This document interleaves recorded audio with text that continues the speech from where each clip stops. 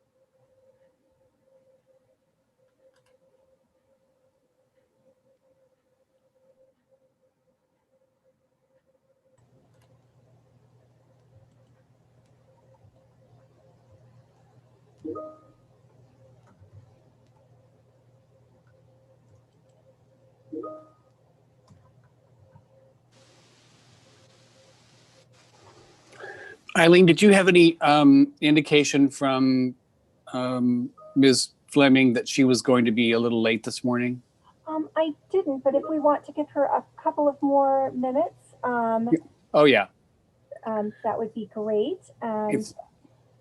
If something has happened, we may need to turn this into a staff briefing. I think that's how we can continue to provide the participants information, but there would be no back and forth as far as I know. I'm not sure. I remember Ms. De La Rosa mentioning how to turn a committee meeting into a staff-oriented briefing, but we'll cross that bridge if we get to it. Sounds good. Does 2 more minutes or 3 more minutes sound good at 8? Oh yeah, yeah. I'm sure it was just an unavoidable delay. Absolutely. Thank you. And Councilmember Sawyer, you'll have to read that, or are you okay reading that? Yeah. Okay. Yeah, I have that. My only issue is I'm going to have to be going back and forth a little bit between my various going back and forth between the agenda. After I read this, then I'll switch to the agenda, and I just have to make sure I get my script right.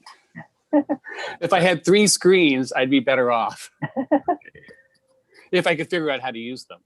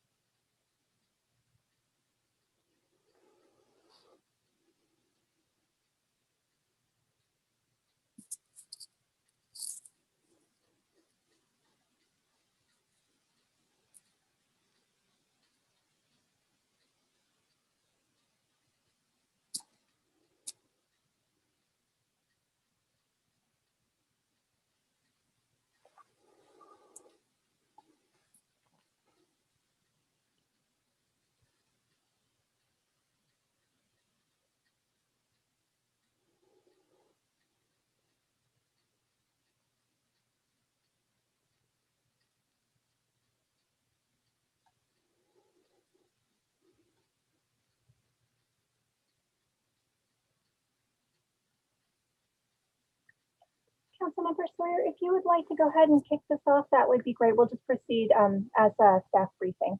Okay, and under those conditions, is it still possible to hear from for instance, the Downtown Action Organization with Cadence? Would we be able to hear from her as well, as long as there was no conversation? I believe so, yes. Okay, good enough. Okay, so I'm going to go back to my script. Actually, it kind of puts the script into the, it removes the script. So we'll go live, and I will, and then let me know when we're live, and I'll go from there. We are live. Okay, thank you very much.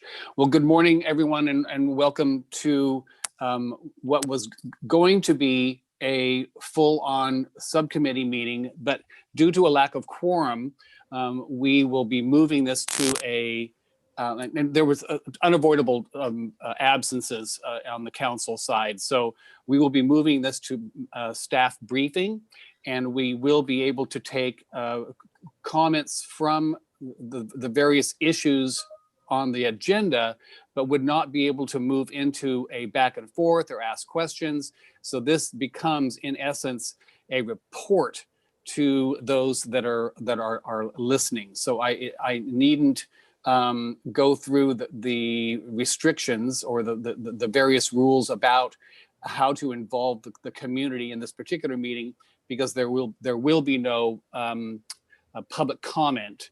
This is a staff briefing only. Given that, I will move to our agenda and the Railroad Square Association Community Benefit District. Raphael, can you give us a report? Yes, sir. Good morning, Councilmember Sawyer, and very happy to see everyone on the, well, actually know that there's at least 31 participants on the call. So this is always very exciting news to get this participation. So we welcome March with a great sense of optimism for our economic recovery, but at the same time, we want to remind everyone to play it safe while they're out there, and the county is beginning to ease restrictions. I do have an update regarding our continued collaboration with the Railroad Square Association and Community Benefit District. And that's been to the continuation of facilitating meetings amongst city staff, as well as their various committees with the Railroad Square Association. So most recently, on February 17th, we met with Rod Sprinkle from our Transportation and Public Works Department, as well as Jeremy Gundy, and the committee that's formed itself to discuss a wayfinding project in the Railroad Square. So it was a great meeting. Rob and Jeremy did a wonderful job at providing feedback and input and ideas on how we can move this project forward. So the next meeting will be getting set up in the next couple of weeks with some members of the planning department, as well as Gabe Osborne. So we're very excited to continue moving forward to this idea of installing various wayfinding signs in the Railroad Square area. But to tell you a little bit more about what's been going on in Railroad Square is the executive director for the Railroad Square Association, Chris Wilson, and I'm gonna now hand it off to her. So excellent. Thank you, Raphael. So Ms. Wilson, how are things going? We are promoting Ms. Wilson right now. All right. Take one moment. Thanks, Ms. Clary. And for those that are just joining us, due to a lack of council quorum, this meeting is being moved to basically a staff report and report items, but no back and forth with the council or those attendees. So this is at this point, this is a listening session only. And it appears, oh, there we go. Chris, if you would unmute yourself, that would be wonderful. Thank you. Okay, good morning, everyone. Good morning, Council Sawyer. Good to see you. Thank you. We are still very committed to, enhancing the safety and the physical appearance of Railroad Square. We've got a lot of balls in the air. We have now hired a designated security for every night. We've added that due to some, increase in vandalism issues that were going on in our district. We've also implemented, I think it started the 1st, so this week, of a street maintenance service that will be coming every week to do more street cleaning, light weeding, general cleaning of the area. So we're really excited about that. We've been doing we've put together an ad hoc marketing committee.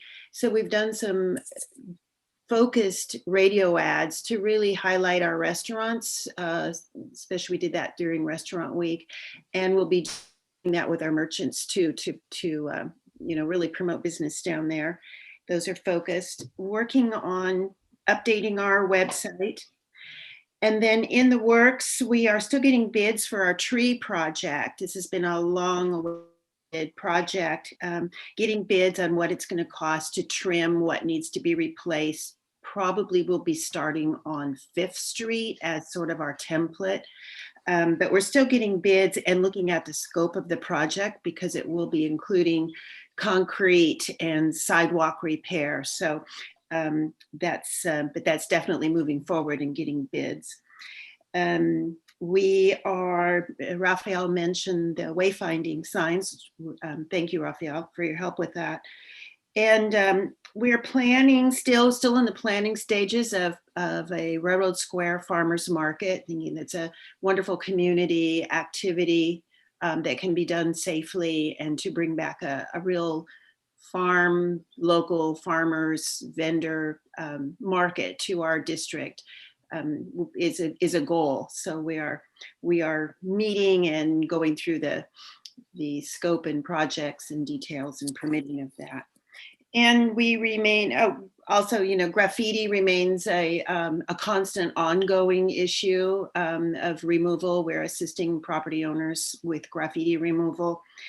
And we remain to be very strong advocates to maintain and improve the Prince Greenway. So I know a lot of our property owners, some of our hotels who are really impacted by the disarray, the condition of the Prince Greenway. So we have been advocating to assist the city in really promoting and trying to get that cleaned up more, to bring it back to our community and our visitors who come here to see Sonoma County, and we want to be able to shine. So I think that's all that I have, unless, Raphael, I've forgotten anything. No, that's pretty good. You covered it all, I think. Thank you. Excellent. Thank you, Chris. Really appreciate it. Thanks. Good luck on your ongoing challenges and successes. Thank you. You bet. Next, we will be moving to our homeless services.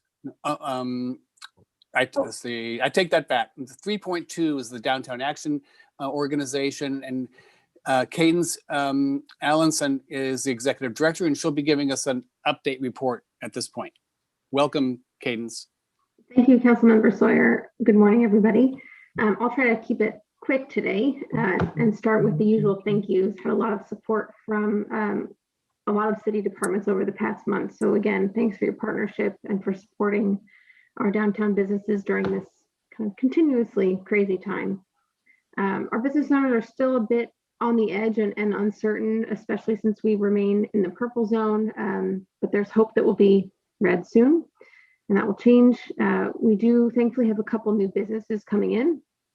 One just opened this past week. It's a new plant store on D. It's a pretty cool little space, so I encourage everyone to check that out. It's got great little plants for home office, any combination of the three. And we're hoping that once things really start to reopen again, and restaurants can have a little bit more capacity and people start coming downtown, that'll help with the homeless issue as well. I think we've seen this in the past when downtown is busy and active. The homeless population tends to stay away. So hoping that we see that again as downtown starts to reactivate. Our business owners have definitely been loving the parking district support around free garage parking in the evenings and first hour and on the weekends. So we're talking with them now to try to find out which components are most important, and hopefully working with Kim around some ideas for how we can continue to support them and the parking district over the next year. Our committees are very active right now, which is great, doing lots of different work to try to support downtown. Our executive committee was just elected for this year, so serving again are Natalie Balfour and Hugh Futrell as chair and vice chair. Joe Dietzen joins as treasurer, and Doug Van Dyke as secretary. We have an ad hoc group working to support the county center moving downtown, as well as the EIFD, and so we're working closely with city staff and elected officials on that. We have a community engagement committee that has met and is working on both summer and winter programming, as well as other general engagement with the community through social media and marketing. And this group is made up of DAO board members, but also business and restaurant owners from throughout all of downtown. We wanted to try to get diverse locations represented there as well. Our business development ad hoc committee had its first meeting and is trying to figure out how to best attract and support new businesses in the downtown area. So we'll be looking forward to sharing more updates around that in the coming months. We've just had our first meeting and have some kind of exciting action items coming out of that. And then our beautification committee, or our design and improvement committee, as it's formally titled, is working on 3 separate projects involving trees, lighting, and light posts. So I think I'll have an update on at least one of those at our next meeting, but we'll keep everyone posted on that. Now, those 3 items were priorities set by the board for 2021. We had a couple upcoming activities downtown. We're still trying to really activate the area in a safe, COVID responsible way. So the Excellent Adventure Easter egg hunt is getting ready to kick off in about 10 days. That's happening thanks to the generosity of Bayside Church, which is the same group who built the parklets last summer. So they've been great partners in supporting local and downtown businesses. Between Railroad Square, the plaza, and downtown, we have 35 businesses participating. So we've got some really great prizes like a new PlayStation and some type of Nintendo game. I'm sorry, I don't know the specifics around those. It doesn't mean much to me when someone says PlayStation, but we think we'll get a great turnout from local families because of the really nice prizes that Bayside was able to secure. And it's a fun activity. It's a great way to get to know the businesses downtown, with the goal being you fill your passport with a sticker from each business, and then you submit to win prizes. So it's the first time we're doing it, but I think it'll be fun, and very glad to have Railroad Square on board with that as well. We are trying to get at least 3 of our empty storefronts filled with artwork or historic photos, thanks to support from the museum. So working with them to try to creatively fill some empty spaces, and hopefully we'll have those up and going within the next month or so. And it'll be a nice way to, again, beautify, bring people downtown, and kind of liven up the area a bit. Not much new to report from our Street Plus team. They continue to dedicate most of their time to issues with the homeless population, especially those who are struggling with mental health issues, and cleaning up after them, as well as helping them connect with services. They have thankfully over this past month been able to work on some longer term maintenance projects like weeding and demossing the sidewalks. So it's looking very fresh downtown right now, which is great. And then finally, just a quick update on Asawa Fountain, because everyone wants to know how that's going. Still moving forward, and we are looking to break ground mid-spring, but I will share, I think at our next meeting, I'll have a pretty firm date on that. So I will look forward to sharing that with everyone, and we'll be doing some fun press and announcements around that as well, because that's been a long time coming, and I think it'll be a really nice thing to have set for downtown over the summer. That is it for me. Outstanding. And I understand I'm going to kind of step outside the box a bit and entertain comments or questions from the community. What I'm going to do, because this puts us in a little bit of a strange situation because of how to identify exactly what kind of meeting this is, because we don't have a quorum of the council. But because we are giving staff report and we are giving reports from various individuals that have responsibilities on these various topics, I'm going to read the caution that has been prepared by the state of California, and then we will go ahead and I will entertain questions or comments from the community on the first 3 items that we've covered so far. So, due to the provisions of the governor's executive orders in 2520 and in 2920, which suspend certain requirements of the Brown Act and the order of the health officer of the county of Sonoma to shelter in place to minimize the spread of COVID-19, the downtown subcommittee will be conducting today's meeting in a virtual setting using Zoom webinar. Committee members and staff are participating from remote locations and or practicing appropriate social distancing. Members of the public may view and listen to the meeting as noted on the city website and as noted on the agenda. Members of the public wishing to speak during item 3, public comment, or during our public hearing items will be able to do so by utilizing the raise hand feature. Their hand, it's raising the hand, or pressing *9, again, *9 on their phone. They will then be given the ability to address the committee. So we don't have other than me, we don't really need to have a roll call. I have brought the meeting to order. And so I will now kind of fulfill the usual requirements of one of our meetings. Are there any public comments on items not listed on our agenda?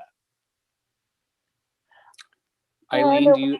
Oh, thank you, Councilmember Sawyer. There are no raised hands at this time. Okay, thank you very much. And are any other kind of comments, electronic or otherwise? No, there are not. Okay, thank you very much. So in that case, I'm going to move back, go back to my agenda, which is saying download, which I don't want to do. Let's see if I can get a copy of this. Raphael, could you move to, since I'm having a hard time getting back to my agenda. Oh, here we go. I just came up. Pardon me, Councilmember Sawyer. It appears Sure. that Member Fleming is able. Oh, I apologize. I thought it was Member Fleming. Okay. It is not. No problem. We'll just keep going as we were then, as she may join us subsequently. So let's move back to 3.1 Railroad Square Association Community Benefit District update, and also a report from Ms. Wilson. So Raphael, do you have, I'll entertain questions from the community. Do you have any questions on Mr. Rivero's report? Anything, Ms. Clary, from that report? Any comments on 3.1 from the community? There are no raised hands at this time. Thank you, Councilmember Okay. Sawyer. Thank you. So we will skip then. Oh, and so if nothing on 3.1, we'll move to 3.2. Any community comment on the Downtown Action Organization? 3.2. Sorry, it does look like Victoria Fleming, Councilmember Fleming, has her hand raised. And she has been promoted. Excellent. I apologize for my tardiness. There's some childcare issues happening, but I am listening and I'm here for purposes Excellent. of quorum. Thank you, Councilmember Fleming. And we're moving along as we should. So we're on course. So thank you for joining Mr. Sawyer. us. Okay. You bet. I appreciate it. And Councilmember Sawyer, at this time, you can call the meeting to order with a quorum if you so choose. Yes. Thank you. And I will now call the meeting officially to order now that we have a quorum with council members Fleming and myself, Councilmember Sawyer, on the Zoom meeting. So we will now move to, we've done 3.1, 3.2. We have asked for public comment. We'll now move to 3.3, which is the homeless service programming. And Kelly Kuykendall, our housing and community service manager, will be giving us a report, and we'll be taking questions after that. Hi, Member Sawyer, I apologize. There is a member of the public who has just raised their hand. If that would be okay to go ahead and promote them. Yes, and I would just like to know what item they are addressing. I will have them share that information with us. Excellent. Mr. Steve, if you would please let us know what it is that you would like to make a comment on. I will be going ahead and putting up the timer for you in just one moment. So if you would unmute yourself and just let us know, what it is that you would like to discuss, that would be wonderful. Thank you so much. Are you able to see? One moment. Okay. Are you able to see the timer? Yes, I do. Wonderful. Thank you so much. My comment and question is about the downtown action, item 3.2. I've heard some rather favorable comments about the use of parts of the sidewalk and street for serving meals. Is there any effort to extend that activity after the pandemic requirements loosen? Is that your only question, Steve? Yes, it is. Okay, thank you very much. And we'll have a answer for you in a second. Any other hands raised, Ms. Clary? There are no additional hands raised at this time. Okay, at this point, I'm not really sure who I should ask this question of. Perhaps it's Raphael. What is the status of the parklets, and do we have a status that we can share at this point, or are there too many questions about the future of that program to answer it at this time? If you'd like, I can answer that. Yeah. Excellent. And if need be, Eileen, I think the screen is on your desktop. Oh, I apologize. And if need be, we might need to have Cadence Hinkle also talk. So we have been in discussion about what is going to happen for the future. Cadence has been doing just a phenomenal job in reaching out to all of the individual businesses to understand what their desires are. So right now, only the 500 block is closed still, and we're looking at that. And then depending on what's happening with the reopening, we may consider through the Downtown Action Organization and all of the merchants downtown, whether or not we want to close for seasonal opportunities. And if there's a way to do something where if we can have, say, barricades that move and traffic is okay with it, to have movable or maybe only part of the week closed. Cadence, do you want to unmute and add anything to that? I don't have much to add, but I appreciate, Steve, your comments. We have gotten a tremendous amount of public support for the outdoor dining, and we've been able to keep it going on the blocks that have been reopened to through traffic. And we hope to be able to, I know the city is working on a permanent parklet program. They've been great at kind of helping everyone get going as fast as possible so that they can stay open and in business. But I believe there is a permanent parklet program on the way. Yeah, I apologize. I think I was thinking about just the street closures. In terms of the parklets are allowed to be in place in this temporary manner until our tiers change. And in the meantime, yeah, we are working on a permanent process. The biggest key to that is making sure that they're ADA compliant. And so it's a little bit more complex for a permanent solution.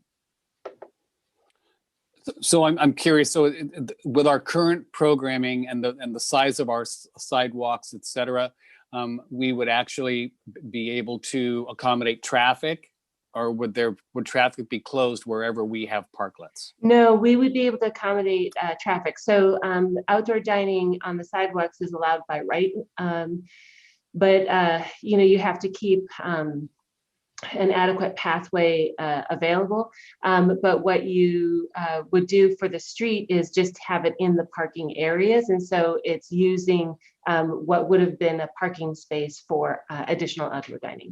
And so if it goes beyond that, then the streets are closed. And that's what I was addressing earlier. But if it stays within the parking space, then it is, then you can have traffic, but you have other requirements in order to allow for that.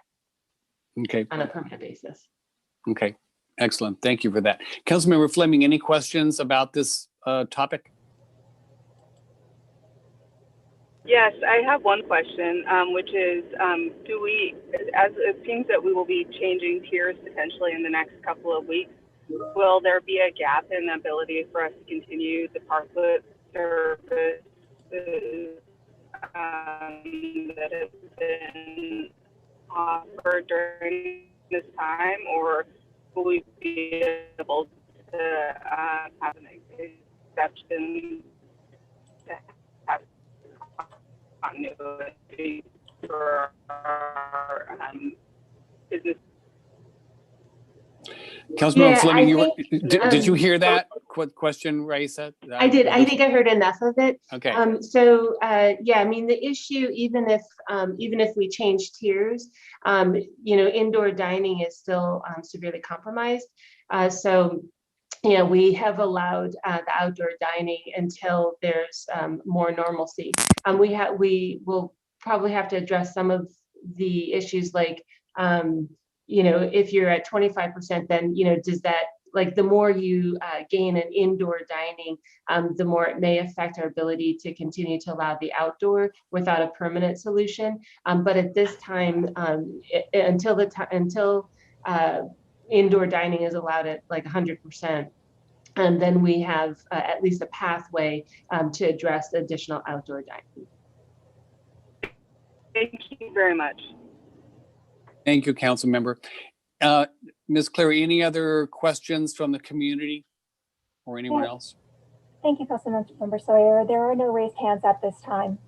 Okay, thank you very much. And thank you, Ms. De La Rosa.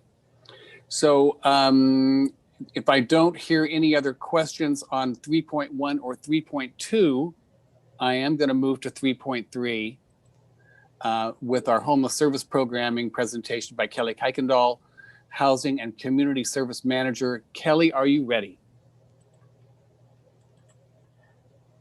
There you are. We're promoting Kelly right now, and I will go ahead and share your presentation. Thanks, Eileen. Just waiting for her to cue that up. Good morning, everyone. Sure. So I'm Kelly Kuykendall. The slide here says Housing and Community Services. I recently moved over to the City Manager's office, and I'll be providing a brief update this morning based on a study session that was provided to the full council on February 9th. And just to touch briefly on the move to the City Manager's office, Sean McGlynn, our City Manager, is really interested in working with cities in Sonoma County as well as the County of Sonoma to develop a regional strategy to address homelessness, hence my move into the City Manager's office. Next slide, please.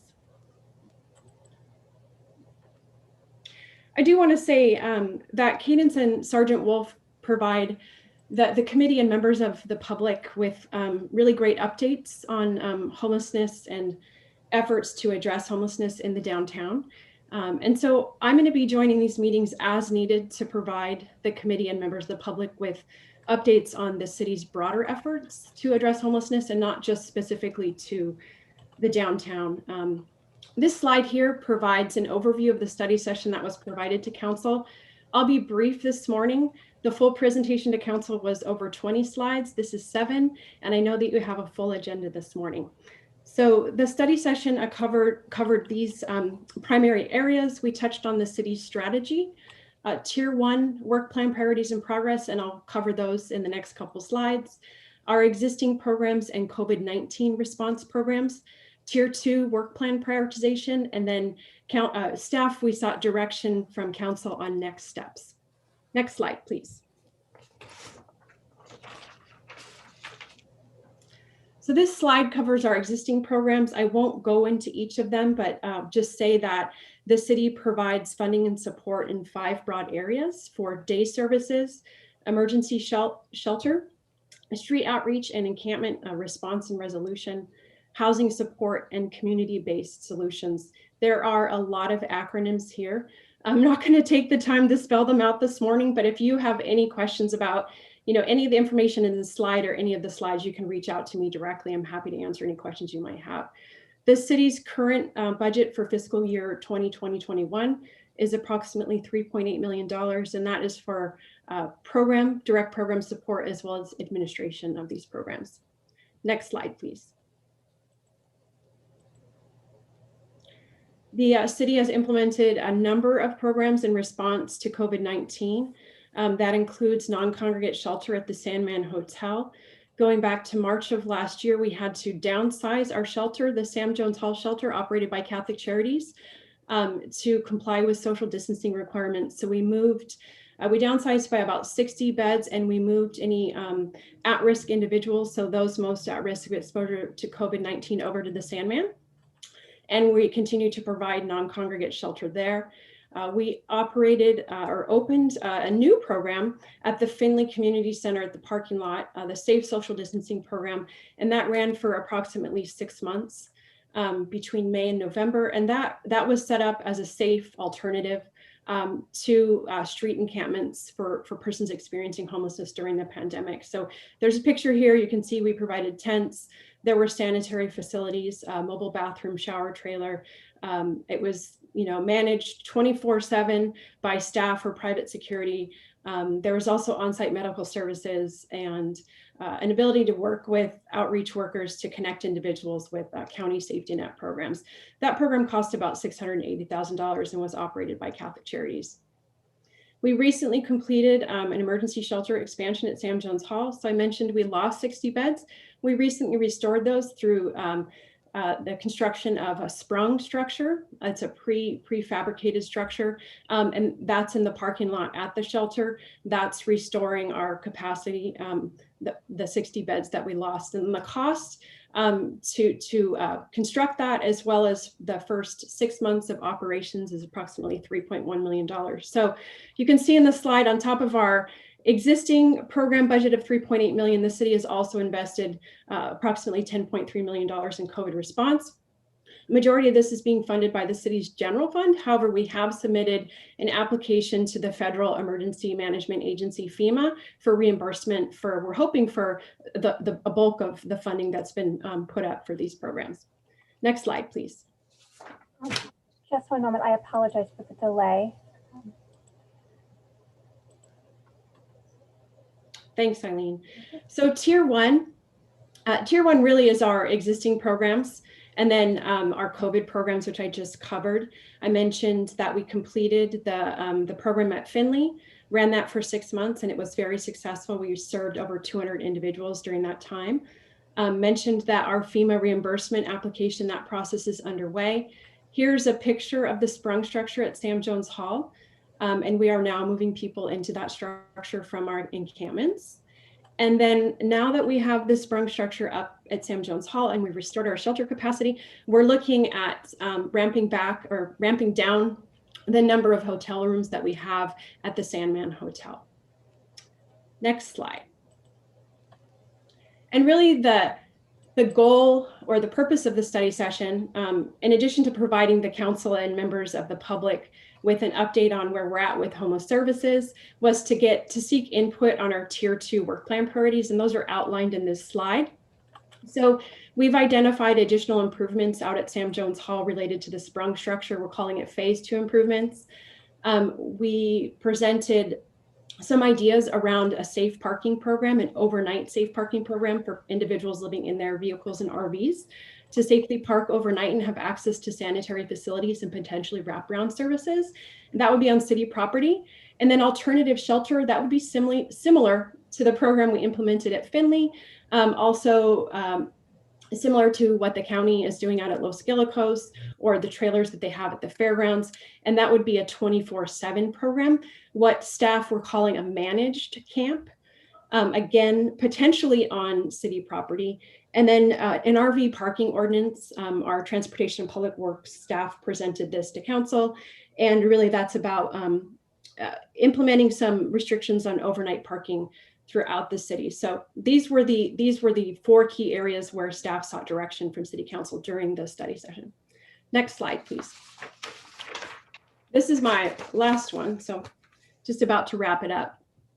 So, next steps in terms of what we're doing, we're going to continue with our existing programs. We're going to continue, of course, with our COVID response because we're not quite through this pandemic.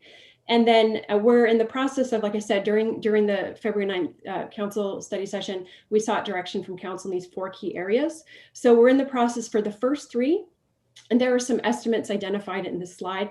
For the first 3, overwhelmingly, I think that the council supported proceeding with further improvements out at Sam Jones Hall related to the sprung structure, a concept of safe parking and alternative shelters. So what we're doing right now is we're evaluating potential resources for those programs as part of the city's annual budget process, which is underway for the upcoming fiscal year. And I imagine we'll be going back to council at some point with another item related to these first 3 programs. In terms of just a couple more takeaways to mention, I mentioned that we had council support for these 3, that we're working to identify resources as part of the budget process. And I would say the overarching feedback that we received from the council is that, yes, they're interested in implementing new programs in response to homelessness, but we really need to look at this from a regional perspective. What is the county doing? What are the other cities doing? And we really need to be working together on this because, homelessness is not a problem just in Santa Rosa. It's prevalent throughout the county. And, we need to work together on this and also be looking at other resources, not just the city's general fund. With respect to the RV parking ordinance, the takeaway that I have from that is that the council is not ready to proceed with the RV parking ordinance at this time. Would like to see some more services to assist individuals living in RVs and vehicles before we implemented such an ordinance, and also to look at what other cities and the county are doing related to RV parking ordinance and enforcement. So that's just a quick overview of the study session that was presented to council, and certainly council member Sawyer or Fleming, if I missed anything in terms of staff takeaways related to council feedback, please feel free to share that with the group. Thank you very much.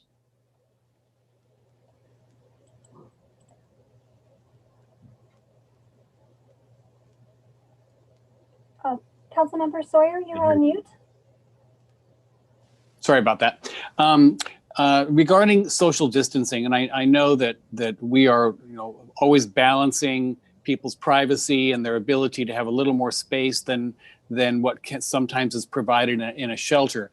Given the sprung structure and as the COVID concerns start to wane, are we going to be able, with the 60 beds that we were just bringing back online because we lost 60 because of the social distancing, with some kind of adjustment to that amount of social distancing, are we actually going to be ultimately able to increase our capacity by not having to have people so far apart so that we can actually accommodate more individuals both at the standard structure and at our sprung structure? So Councilmember Sawyer, right, it does, the sprung structure does allow us to restore to full capacity and comply with social distancing, and the sprung structure itself could accommodate more than 60 beds. So that is an option that the city would have.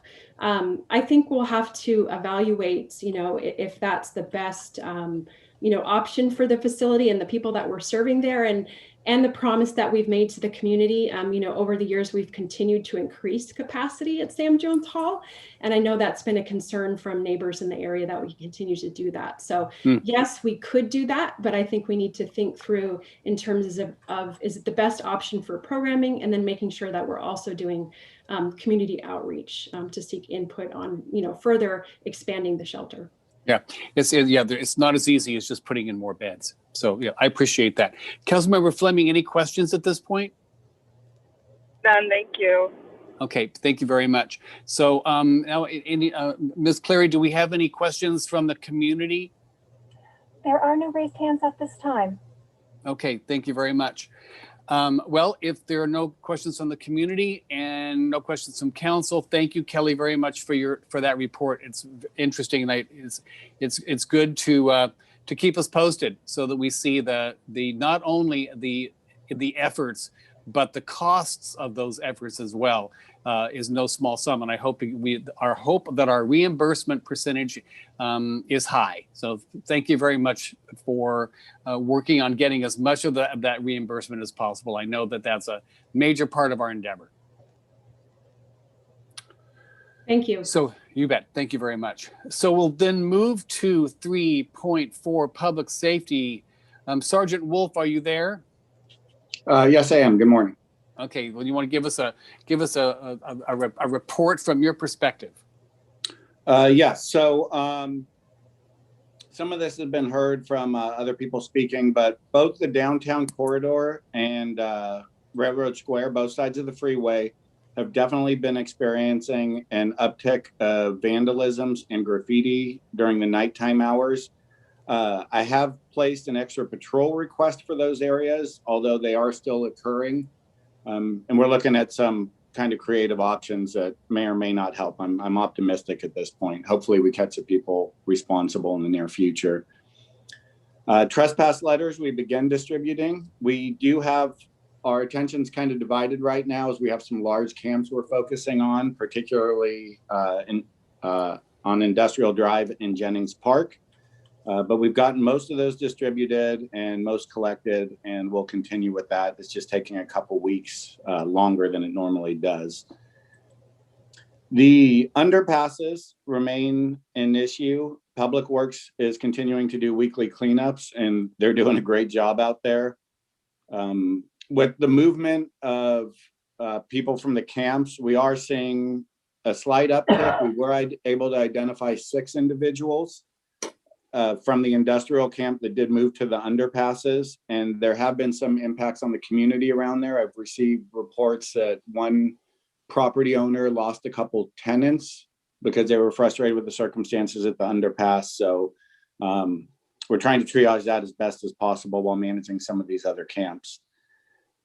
In general, Cadence was right. We are definitely hoping that as things open, we can draw people to the downtown area. Just to mirror what she said, we do see when there's more traffic in the downtown area, a decrease in some of the behaviors that we see when it's more empty amongst the homeless population in particular. So that would be great from our perspective.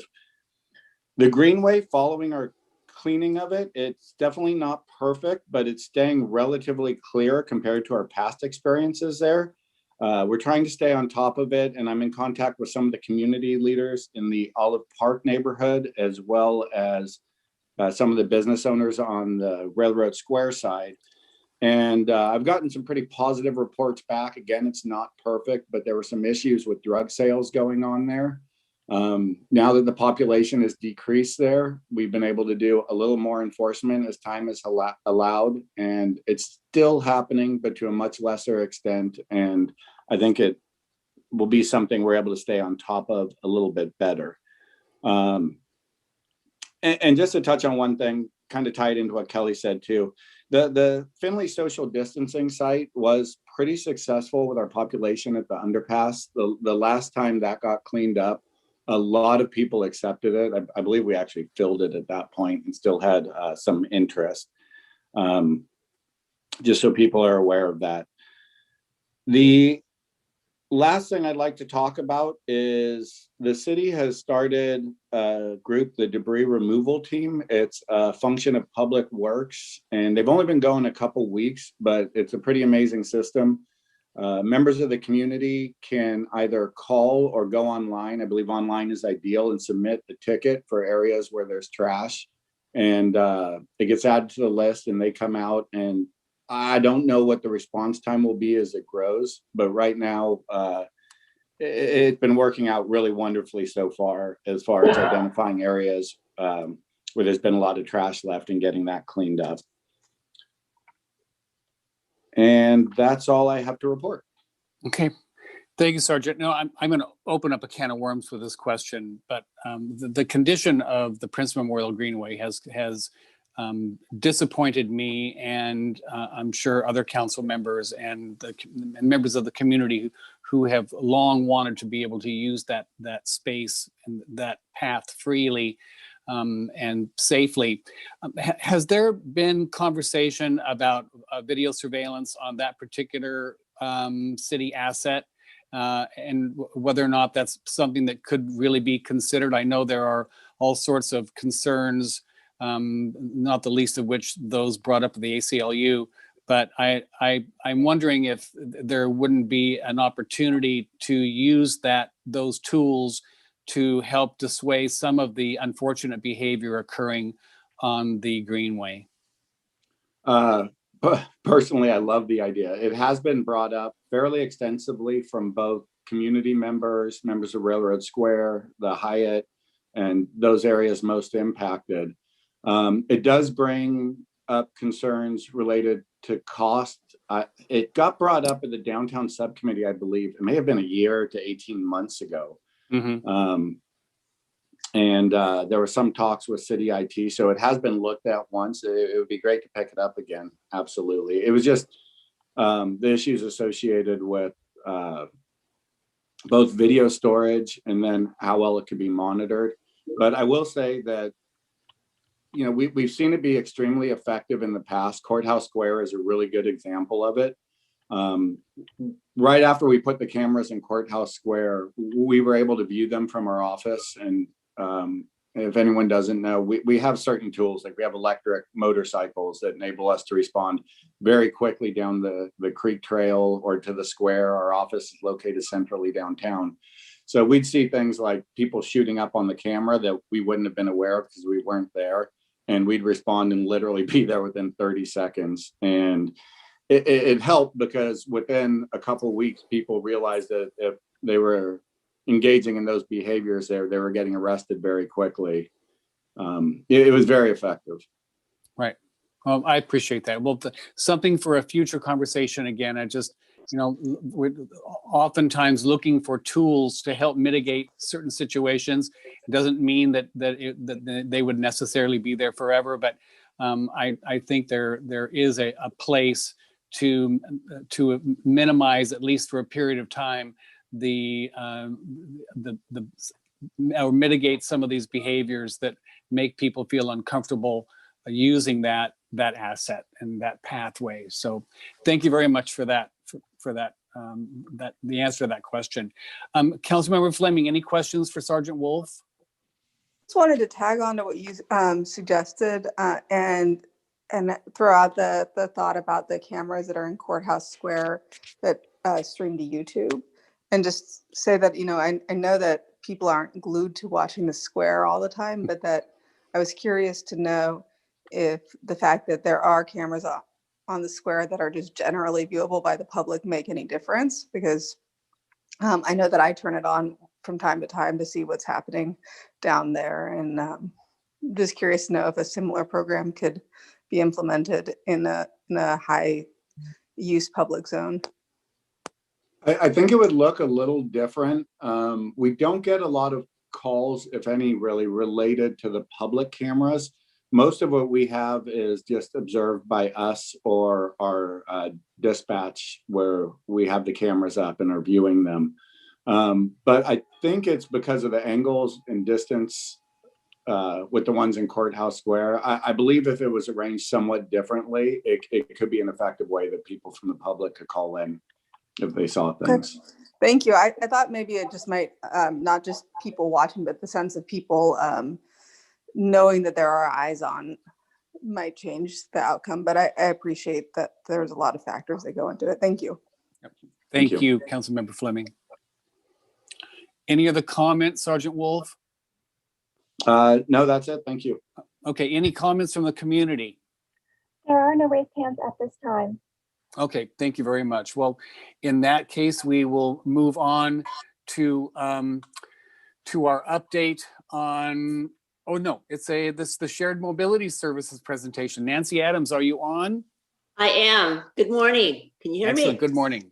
Yes. Good morning. So I just kind of want to introduce this topic, and I'm going to hand it over to Dana Trey. She's a planner with the Sonoma County Transportation Authority here in Santa Rosa. So I'm just reminding the subcommittee that I made a presentation, I guess it was back in late November or early December, about we're looking at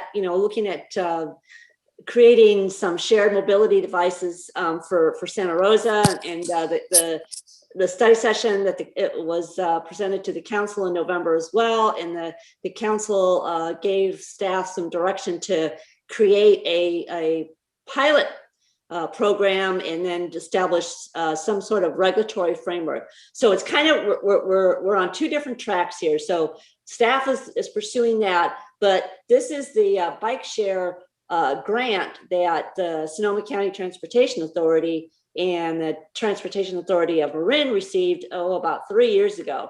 So these two initiatives are kind of running in parallel, if you will.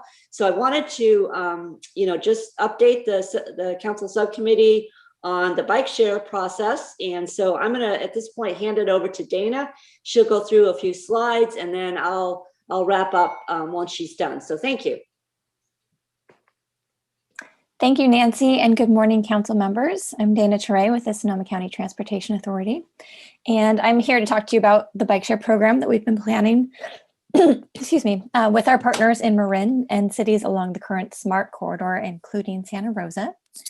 So bike share provides an on-demand access to a network of publicly rentable bicycles. It's designed for short one-way trips, and it provides an innovative and flexible personal public transportation service with automated checkout. Next slide, please. So the Sonoma County Transportation Authority partnered with the Transportation Authority of Marin on a grant application for bike share implementation through the Metropolitan Transportation Commission. Through the application, we established goals highlighting bike share as a new first and last mile solution to smart stations, supporting vehicle mile traveled and greenhouse gas reduction goals, economic development, reduced automobile dependency, new opportunities for low-cost active transportation, and healthy lifestyles. Next slide, please. We were awarded a grant to implement a 2-county system focused around the Phase 1 SMART corridor. The grant covers a pilot program in the 7 cities along the current corridor, so Larkspur through Santa Rosa. And we're working with these 7 cities plus SMART and Golden Gate Transit for program development and siting on transit districts properties. The system network will be established through a combination of a technical analysis and input from the working group and the public. Next slide, please. So here's an overview of the process to date. As Nancy mentioned, we received a grant award in late 2017, after which we released a request for information to confirm the latest technologies, models, and cost basis, as they have been changing quickly. And then we follow it up with a request for proposals. And out of 8 proposals, the panel recommended Gotcha Mobility, and we executed an agreement and began system planning and partner coordination process last year. We have had some COVID-related delays, but we anticipate launching the system later this year. Next slide, please. So late last year, Gotcha was actually acquired by Bolt Mobility, which is another micromobility firm. But the program management team we've been working with, their product and the agreement has remained the same. So the program with Bolt Mobility includes a system of 300 electric pedal assist bicycles and a 3-year pilot program. Bolt provides station-based system with modular bike racks or stenciled parking hubs to better manage parking. And the rental equipment is on the bicycles. So the bicycles can be located through a smartphone application and can be checked out through the app or by using a Clipper card. Pricing and membership options will include a pay-as-you-go option, monthly memberships, bulk purchase discounts for employers or institutions, and student and low-income memberships.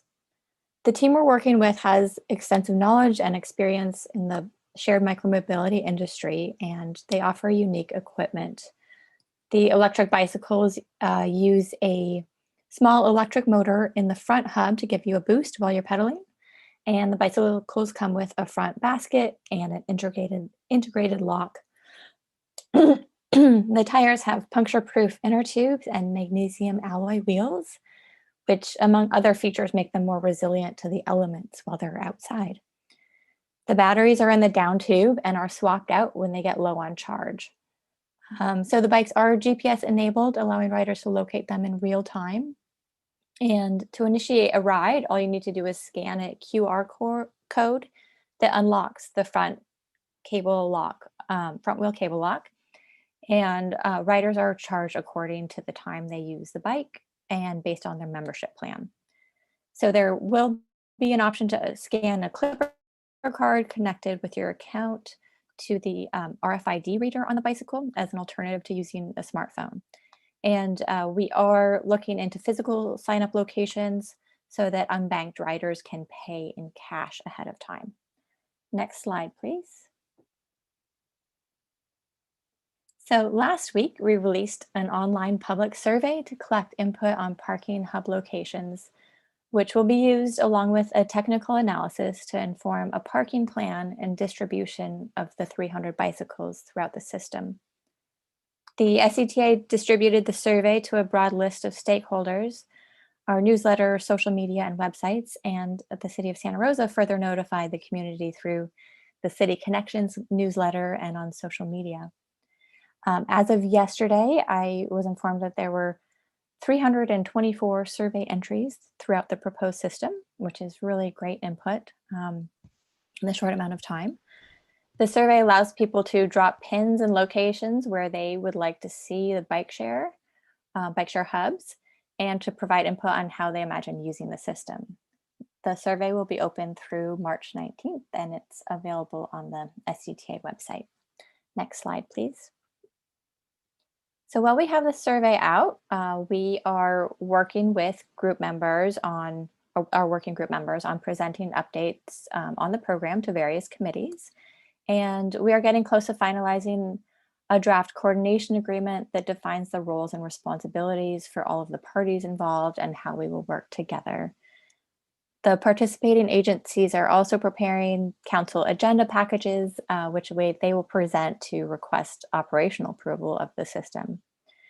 As the survey input is received, Bolt is reviewing the input and how it compares with the technical demand analysis. And once the survey is closed, a public input survey will be prepared. Next slide, please. So the next steps in the process, once the jurisdictions have provided operational approval for the system, Bolt will use the parking plan to begin in-field site planning and permitting. Bolt will set up a local warehouse space and begin the local hiring process.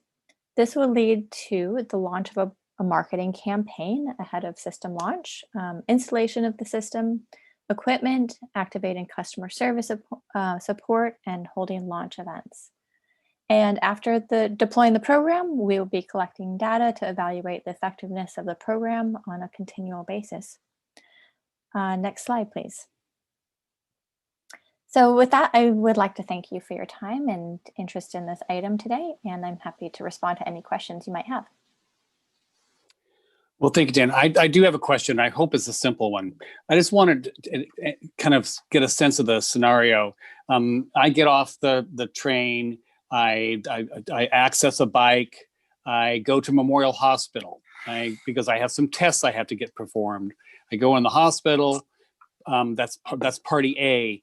Party B walks out of the hospital after getting some tests performed, and they see my bike sitting there, the one that I had originally hired. They see that bike and they say to themselves, "Oh, good, I can use this bike to take me downtown." And they take the bike downtown. Is that how it works? And then I come out after my tests and there's no bike there. So I don't understand how it really functions. Is there a simple way to tell me how it would function under those circumstances? Yeah, sure. So there's really two ways that could work, and the hope is that we will have enough bicycles in the system that there will be a set of bicycles, say in your scenario at Memorial Hospital, so that when you drop it off there, you could essentially return the bicycle, and somebody else might take your bicycle, but there will be another one there available for you when you get out of your appointment. So, that, of course, that, not knowing the demand and how people are going to use the system yet, we don't have 100% certainty of that.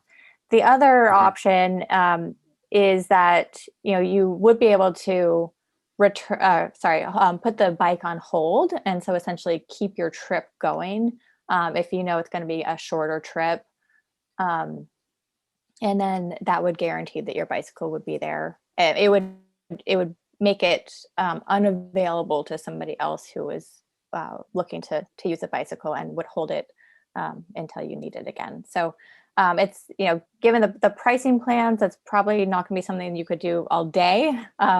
But for, running errands and things like that, you can certainly put a bicycle on hold. Excellent. You've answered the question well. Thank you very much. Councilmember Fleming, any questions from you? No, none at this time. Thank you. Okay. Thank you. Eileen, any questions from the community?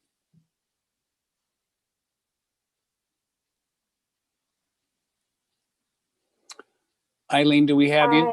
I apologize. I was on mute. We do not have any raised hands at this time. Okay. Thank you very much. Well, thanks for that presentation. It's a very illuminating. I was curious as to in basic terms, how the process works. So thank you for those answers. I look forward to watching this unfold. It's going to be be great to see a bunch of those blue-green bikes roaming around town. So look forward to the testing. So moving on to 3.6, which is the maintenance of Courthouse Square. And Tim Finnegan, are you on? Yes, good morning. Good morning. Good morning, Councilmember Sawyer and Councilmember Flemings. Crews have been really busy down at the Greenway this past month. We did after we did the cleanup, the homeless cleanup down there. We had crews spend a week, now a week plus, doing graffiti removal. So the first initial week that we were down there, we spent over 350 hours, man hours, and over $1,000 of materials, paint. There's some small equipment purchases that we had to do that project. It looks really well right now. And I'd like to echo the other presenters on just the presence of activity down there by our maintenance staff, along with creeks, cleanup crews, and SRPD. Just the presence alone helps out that situation tremendously. So with that being said, that initial cleanup went really well. It looks good down there, but it is going to be something that we will continue to address moving forward, and continue to try to stay up on that graffiti abatement. So that's taken a lot of time for our staff to do that. After being able to do that, we did have the crew do some hula hoeing down on the square, some weed removal in the DG around Courthouse Square to try to get some of those pesky weeds out from the DG and not get too big or too ugly looking. Luckily we hit it at the right time, and those weeds just came right out with the hula hose. So it wasn't too much work, and it does help out as far as the long-term weed control of that DG. Wanted to follow up a little bit. We did a meeting with the Railroad Square Association. We did take a look at some of the trees down there at Depot Park. we were asked to look at doing some pruning, and so was able to work with our contractor a little bit, and I was given a number of a little over $10,000 to do the pruning of 20 of those pear trees on and around Depot Park. My hope would be to do it with in-house crews, because it's definitely something that we can handle, but it's just a timing thing. We're just stretched really thin, and when you end up spending 350 hours on the greenway, it takes up a lot of time trying to do other maintenance activities.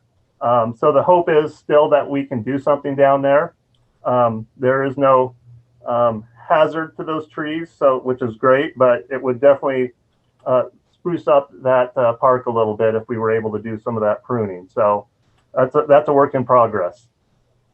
Let's see, had a chance to meet with the downtown crew, the Streets Plus team, and it was great communication with that group. It sounds like they work great with our downtown maintenance crew as far as communication, dealing with graffiti and other issues. So it was kind of a meet and greet between us, and exchanged contact information, and it went very, very well. Want to remind the community about the Bolliard project that's going to be happening there alongside a 3rd and 4th at the square. That is scheduled to start this week, next week. Next week. So you'll be seeing some of the fencing go up and moving some materials in. And of course, you'll see the work happening starting next week. And they were talking that they would probably have a lot of demolition done possibly by the end of next week. So that will be moving pretty quickly. Have plans to try to do some turf renovation in the square. I need to work on a schedule with that to communicate and talk to all of the other groups and organizations, stakeholders, and how that would affect other things in the square. That turf, it gets beaten up pretty hard. We had original plans last year to do some rehab in that area, but given with the pandemic and COVID, it kind of stopped that from happening. This would be the perfect time of year to do it, to try to do some reseeding, filling in some holes, weeding. It just would take a little bit of time to do that. The work itself wouldn't take too long to do. However, trying to get grass to sprout and be able to root and be able to withstand the abuse that it would take a few weeks, just depending on weather and everything else to get established. And then the longer that you could actually leave it, the better that would have chance to survive. But putting a snow fence around the courthouse square for a month or two probably is not going to work. So we'll do the best we can with what we have, but I'd like to try to get that scheduled if I can here in the near future. Just want to give a little bit of update. We are in the process of hiring some staff within our parks department. We had approval and in the process of hiring one maintenance worker, 2 groundskeepers, and a crew supervisor, which is great. We need the help, and we have plenty of work out there. So able to bring these people in, we'll be able to provide better service throughout the community. And then finally, just want to put it on everyone's radar that we're working on plans to open up restrooms within Santa Rosa in the parks department. We're looking at when we're going to be moving to that next lower tier, the red tier, and trying to gear up for the cleaning and the sanitizing that's needed due to COVID, making sure that we can fulfill those obligations and following CDC guidelines. So that's on the horizon. I think everyone's excited about things opening up, and we want to be ready when we're able to do that and be able to provide that service again. So with that, if anybody has any questions. Well, that's a great deal, and thank you very much for that real comprehensive report, Tim. And there's lots to do, and at the same time, I appreciate the spirit of your team's can-do attitude. You have a lot on your plate. Councilmember Fleming, any questions or comments? None at this time. Thank you so much for all of your hard work. Thank you. And back to the community. Any questions or comments from the community, Ms. Clary? We have no raised hands at this time. Okay, thank you very much. Well, again, our thanks, Tim, for everything you're doing, and good luck with that, with the lawn in Courthouse Square. I know it's a challenge, and I assume that you're using one of the toughest types of lawn material known to man for that particular space. It is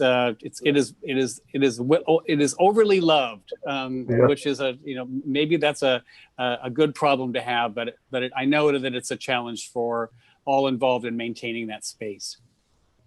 Yes, yes it is. Thank you. Thank you very much. Moving on to the parking program, Kim, are you prepared? Yes, I'm here. Good morning, everyone. Good morning. I'm the parking manager for the city, and I've got a brief update for you. I first wanted to talk about the continued impacts we're experiencing from COVID. Paid parking resumed on July 1st, 2020 with several parking discounts in effect. First hour free in all 5 garages. Garage parking is free after 5 o'clock Monday through Friday. There's free garage parking on Saturday and Sunday.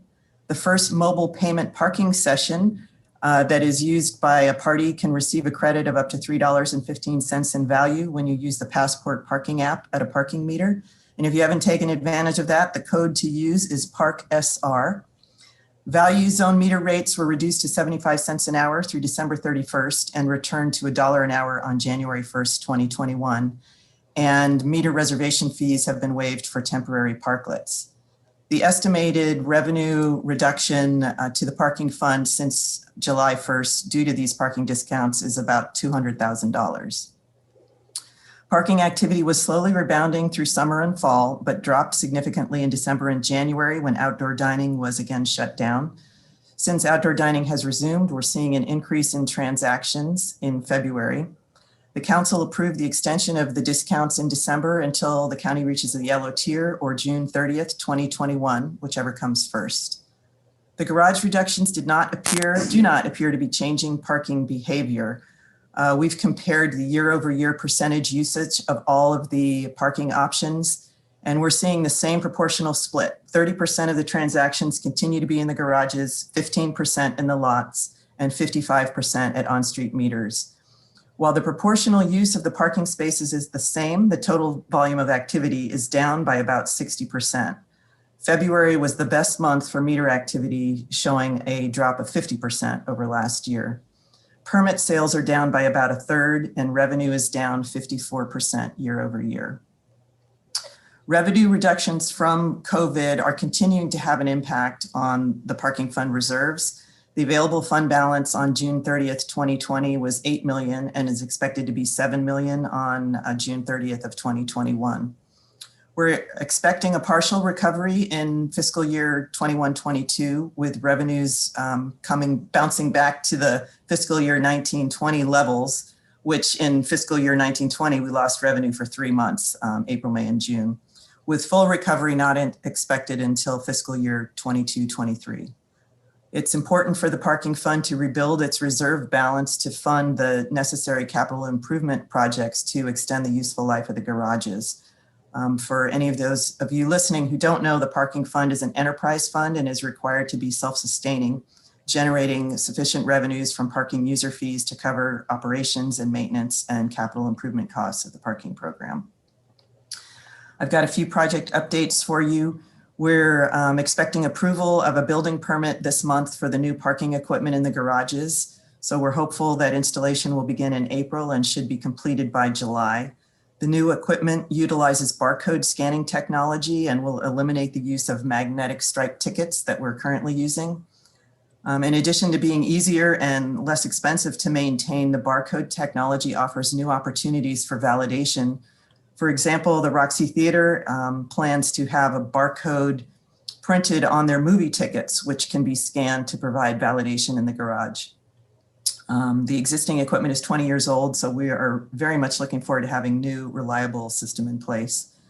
We also have structural repairs underway in 4 of the garages, as was identified in the 10-year asset management plan that we have provided by a structural engineering firm. We've got, for the next 8 years, we've got about $13 million worth of identified capital improvement projects to be done in the garages. And the work that's going on right now is expected to be completed by the fall. And then lastly, we've got new multi-space meters being installed. These new meters use your license plate as a credential, so you no longer have to walk back to your car to place a receipt on the dash. These new meters have been installed at the 7th and Mendocino lot and the lot across from the post office, and yesterday went in under the freeway. The rest will be installed in the next few weeks. That's what I got for you, and I'm happy to answer any questions you might have.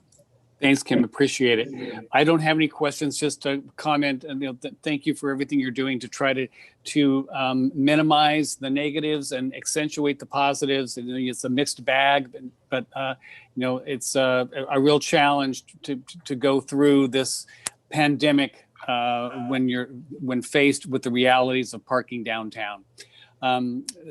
Ms. Fleming, do you have any questions or comments? I don't have any questions about the parking, except a thank you to Kim and her staff. And then, unfortunately, I do have to jump off of this call at this time. I'm so sorry to the staff and listeners for the interruptions today. No problem. We'll get through it. Thank you for attending when you could. Okay. Thank you so much, Mr. Sawyer. You bet. Take care. Okay. Thanks, Kim, very much. And we will move on to a report 3.8. Ms. Thompson. Hi, thank you, Councilmember Sawyer, and hello, everyone. I have a very brief update for special events and the public art program. As I've been reporting at the several last subcommittee meetings, most events and event permits will continue to be suspended. And at this point, that will go until the state and/or county directives lift those restrictions on large events or provide guidance on large gatherings, which we currently don't have.